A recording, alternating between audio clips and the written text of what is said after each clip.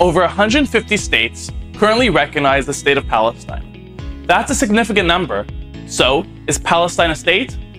Statehood is fundamentally a question of fact. An entity either meets the objective definition of a state or it does not. Diplomatic recognition, no matter how widespread, cannot will another state into existence out of thin air.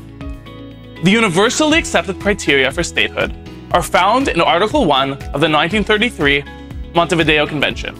To qualify, an entity must possess 4 elements: a permanent population, a defined territory, a government, and the capacity to enter into relations with other states. Palestine fails to meet several of these criteria, particularly the requirements for a functioning government and defined territory. Consider the issue of government control. The Palestinian Authority, the PA, which claims to be the legitimate government, does not govern the claimed territory in law or in fact. The 1993 Oslo Accords, which established the PA, limited its civilian and security control to only about 40% of Judea and Samaria. In the remaining 60% of the territory, Israel exercises full military and civilian control. The situation is even worse in Gaza. The PA has not exercised control there since 2006. De facto, half of Gaza is under Israeli control, while the other half remains in Hamas's hands. Even the former ICC prosecutor concluded, because Palestine does not have full control over territory and its borders are disputed, the question of statehood does not appear to have been definitely resolved under international law. As International Court of Justice Vice President Sebutinde recently noted in her dissenting opinion in the Occupation Advisory case, Israel has claims to the disputed territory under the rule of Iuti Possidetis Juris. According to this rule, Israel, as a successor state to the British Mandate, inherits the Mandate's borders. As such, any unilateral recognition detrimentally affects Israel's rights. Another common argument is the right to self-determination. However, this right does not automatically equal statehood.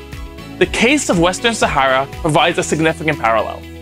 The International Court of Justice and the European Court of Justice have held that Western Sahara is entitled to self-determination.